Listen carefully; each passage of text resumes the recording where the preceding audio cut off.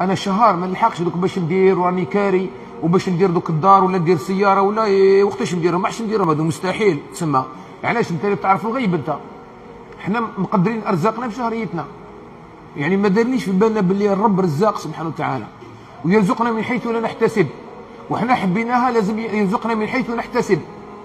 ولينا كي نحسبوا هذيك الحسابات، ولينا نديروا حسابات، ولينا نديروا رشوه، ولينا نديروا حسابنا اني خدام في المكتب وانا ندي 5 ولا 6 ملايين واني كاري وعندي الاولاد وما عنديش الدار وسياره نجي في النقل، ودوك جا السيد هذايا جاب الملف وقادر نتحط له 200 ولا 80 مليون ولا 20 مليون وكاش 5 ولا 6 وروح ندير دار ولا نشري بارطمان لولادي وخلاص.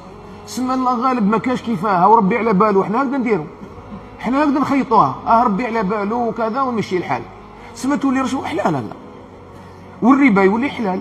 بهذا الميزان تاعنا هذا نولي كلش حلال. اذا كل واحد يحب يحلل يحلل، اذا يولي ما كاش حرام. واش يدير الانسان هنا باش تحبس المعصيه؟ لازم تدخل كلمه الله اكبر. يقول قولها في الصلاه، قولها تما، قول هنا شكون اكبر، الرشوه ولا ربي؟ ياك انا كنت في المسجد كنت نقول الله اكبر ولا لا، بصح دوك الان ندير المعصيه ولا ما نديرهاش؟